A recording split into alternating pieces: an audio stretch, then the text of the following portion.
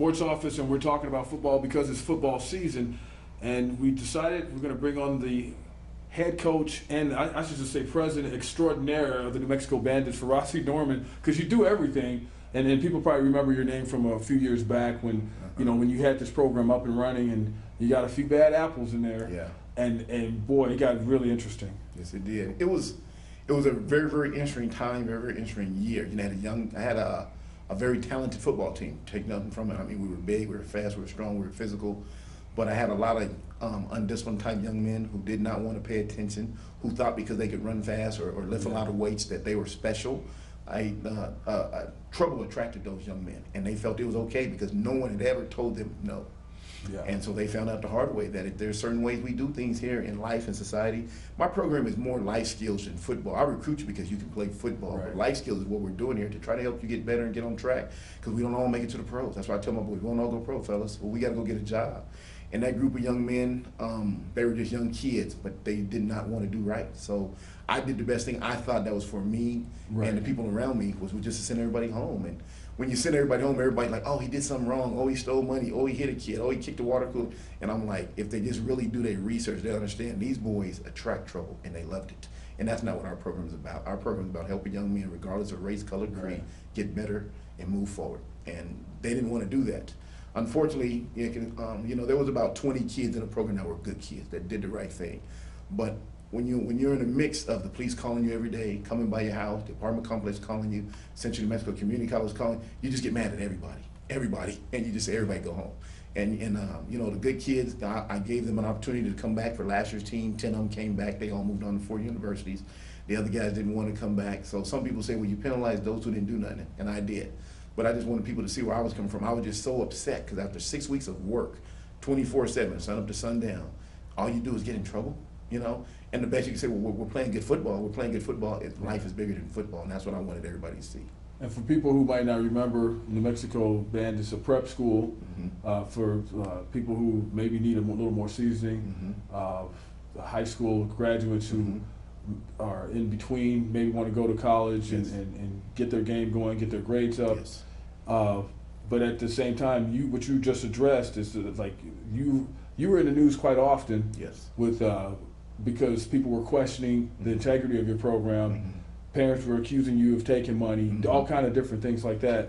And talk about that, the frustration level that comes from that when you know that you have some guys that you may have hired doing some things that they're not supposed to do, but it all falls on you. Well, it's going to fall on me because, one, it's my program. I'm the head coach, the president, the owner, the CEO. I'm the one who recruited and hired everybody in the program. And like I say, I took blame for what happened because I hired everybody. What I did not do is a thorough research. I was just excited that people wanted to be a part of something, and I started. And so if someone would come up and say, hey, I'd like to come coach your quarterback, I'd say, come on, well, not knowing who he really is. Yeah. And it came back to bite me because, I did bring in a couple bad kids and a couple bad adults, that were backstabbing and not taking appreciative or trying to work as hard as I was working to help these young men.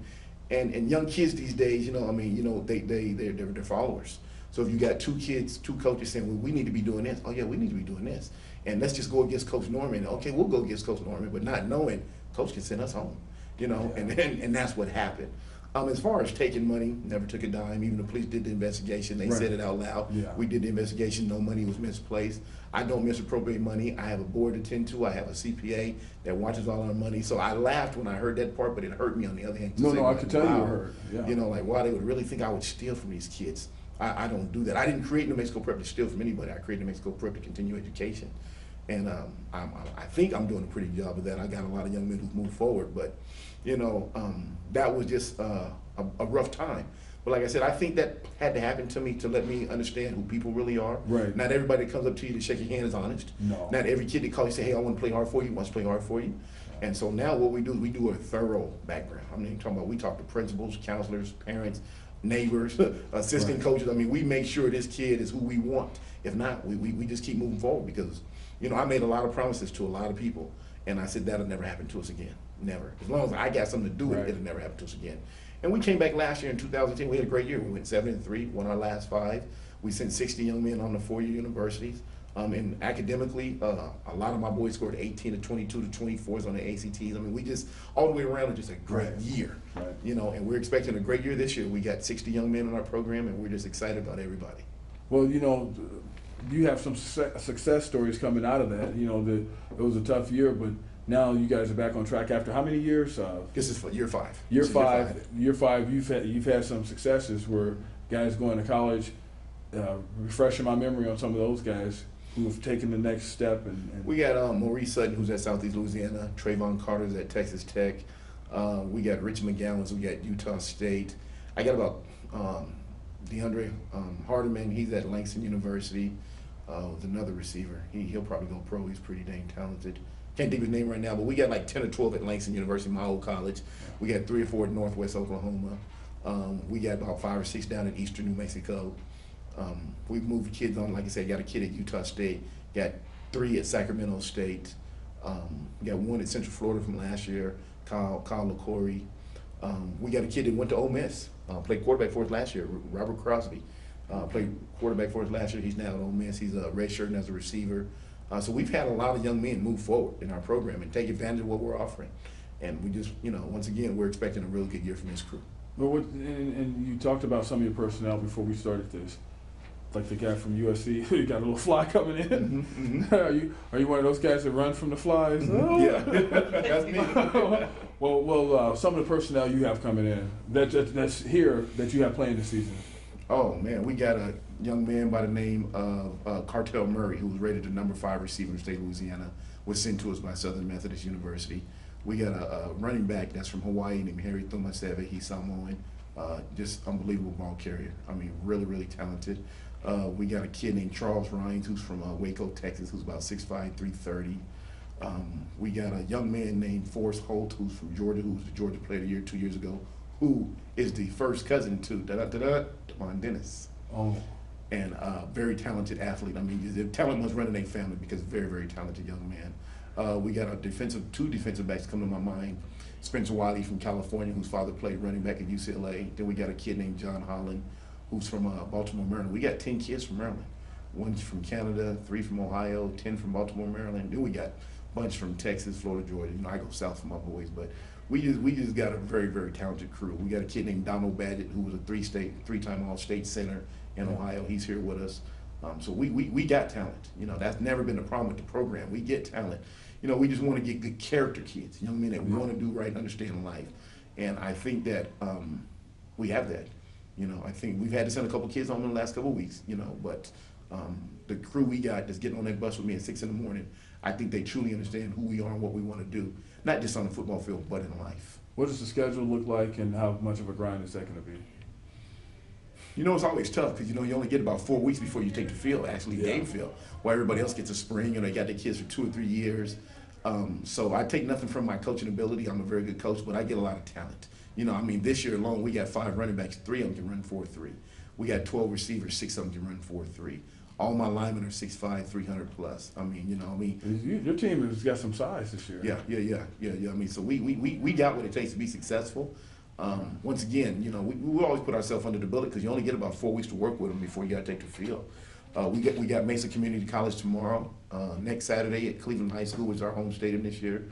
We got New Mexico Military, followed by Air Force Prep. After that, we play University of Juarez down in El Paso. Then we go to Sul Ross State out in El Pound, Texas. Then we go to Austin College in Sherman, Texas. Then we come back for a home game, and then we're on the road again to Phoenix College in Phoenix, Arizona. And then we finished the season with Sul Ross State again. And then last week of the season, I ended it because it's ACT time, and my boys need that week to prepare for that test. And so with all this talent and the guys coming through this year, I noticed you said about 10 guys from Maryland. Little Loxley collaboration there, or? Well, it's funny because they I don't know if they know him personally, but they all know of him because he's big back east. You know, he's big where he's from, and so coming through the door this way, they're like, Coach, will I get a chance to meet Mike Loxley? And I said, well, I'd have to call over there. It's football season, fellas, so he's busy. I don't know if he just has time to shake hands with you guys because you're from the same neighborhood, but I will let Mike know that you guys are from the same neighborhood and that you're here in Albuquerque. And I'm pretty sure Mike's a good guy. We all know Mike, and I'm pretty sure, you know, when he gets a free moment, he'll say, "Frost, bring the guys by." But yeah, I mean, they've definitely asked to meet him. And how much interest do you get from the Lobos, the Aggies, and schools in the surrounding area? New Mexico works well with me. You know, Mike Lawson and his staff work well with me. I've only talked to the guys down south a couple times. New Mexico Highlands last year came down twice to see a couple of my kids. But most of my boys like to go back where they're from. I get a lot of kids from Texas, Georgia, and Louisiana. They all like to go back home. You know, so you got to find them schools back home, like Louisiana College and, you know, small schools of that sort like that. Right. But the schools in the area, they call and ask for us, what's going on, how you doing. Colorado State Pueblo is looking at one of my D tackles named Christopher Blue from Denver. He's 6'5", 300 pounds. Wow. And his mom wants him back in Colorado, so it looks like he's headed there in January. So yeah, Mama wants him back. It's over, dude. Yeah. It's done. That's a done deal right there. Yeah, you know. So well, your record last year was 7-3. 7-3, and so what are you anticipating this year? I know the coaches don't give predictions on records, but I can't really predict. Diplomatic way to say that now. I can't really predict what it is because it's still early. Like I said, we got a really good defense. Our defense is real strong. We got a lot of depth. We got a lot of speed. Offensively, we're going to run the ball a lot because that's what I like to do. We got a lot of speed at receiver. Still having a transition with my quarterback. And so I can't really give a prediction, but I will say this. As long as the boys do right, stay out of trouble, understand what I'm teaching, and go to class, we're going to be winners already. And their classes are at Central New Mexico, correct? Central New Mexico Community College. They attend the West Side campus. We've already registered for courses. My boys take 2 classes. They don't lose any eligibility. We have mandatory study halls, weekly progress reports, and then we start studying for the ACT, SAT in about 2 weeks. So we keep them busy. We keep them busy. All right, Farassi Norman, extraordinary New Mexico Bandits. Hey, well, I appreciate everything, man. I really do. All right, Robert Pugsley behind the camera once again. We'll see you next time.